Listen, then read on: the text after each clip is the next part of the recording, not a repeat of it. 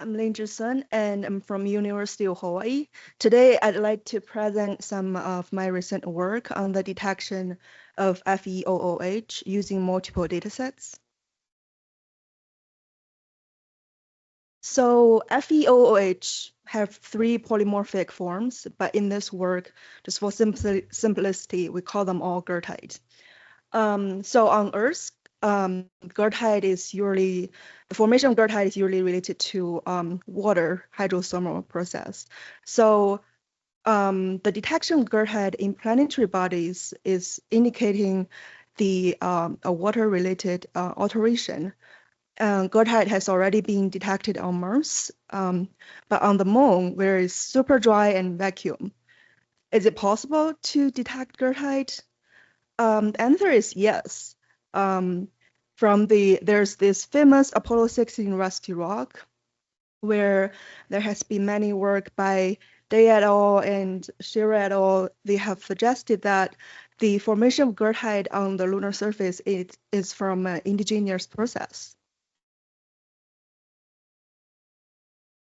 So in lunar remote sensing wise, when we were looking at the lunar south polar region using the M-cube data, we found this unique absorption. Can I point to it? At 1.5 microns.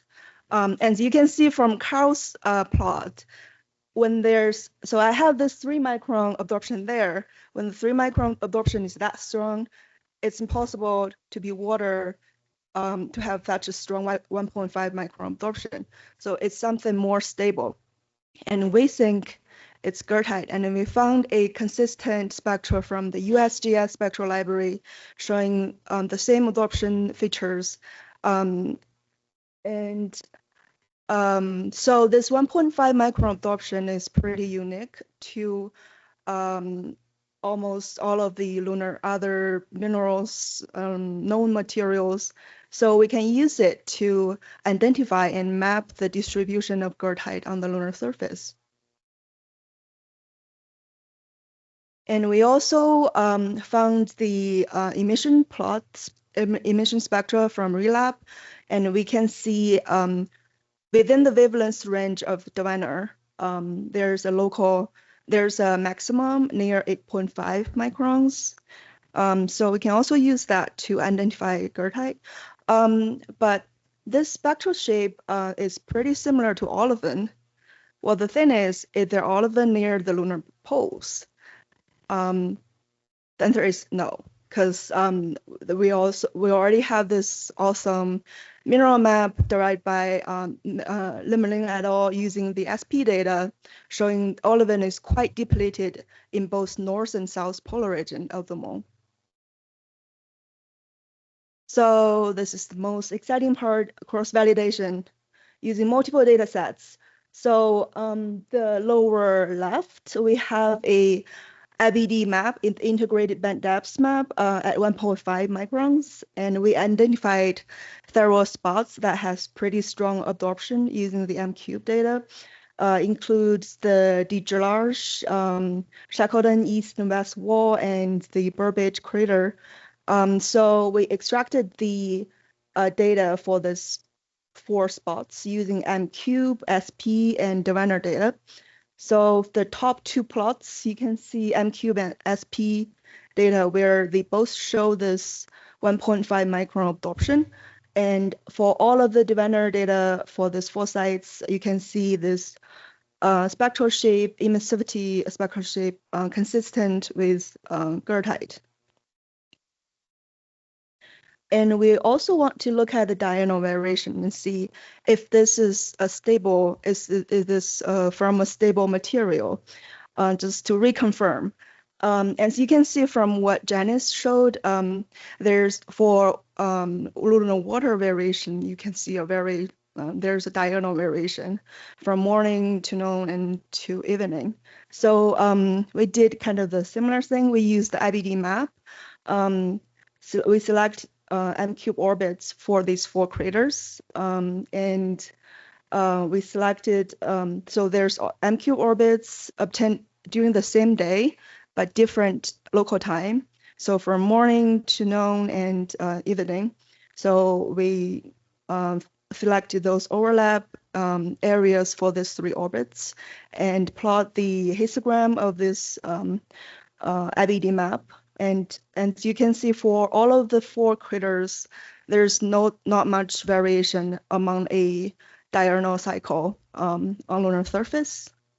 And the morning, noon, and evening histogram of the IBD value are plotted in coral blue and yellow. And they have the same peak for all of the 4 sites checked. And then we map the IBD 1500 in a global scale for the north and south hemisphere within the latitude range of 60 to 90 degrees. As you can see, there's a elevated concentration toward the polar region and the near side. And the polar region is, oh, there's a laser.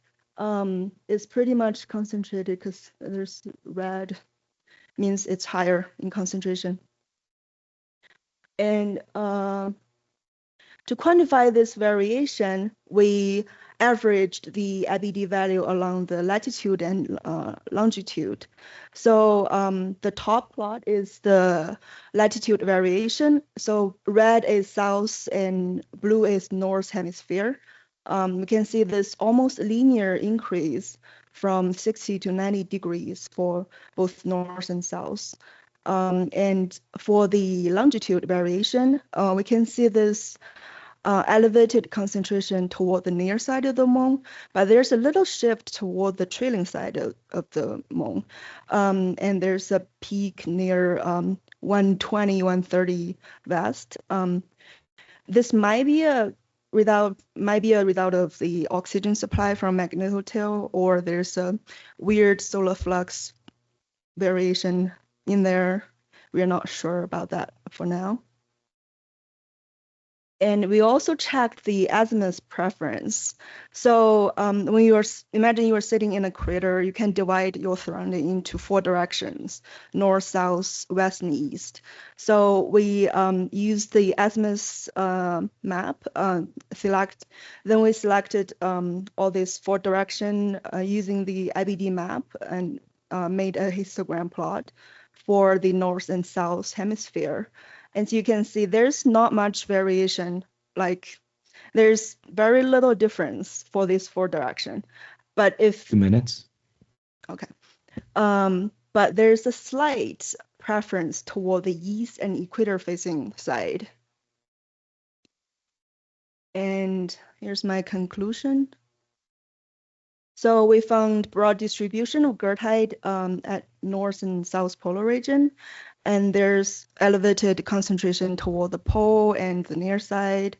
So I want to mention that goethite is also present on the far side. It's low, but it's there. So we think this would be a process of an indigenous low temperature process. And there's slight preference for east and equator facing slopes, which indicate an influence from the Earth's magnetotail. And we think the goethite detected in this work might be formed from a different process than the Apollo 16 rusty rock, because this the polar region, it might be a low temperature process, while the Apollo 16 is at relatively low latitudes. So, but we don't know. It's just a possibility. And thank you for your time.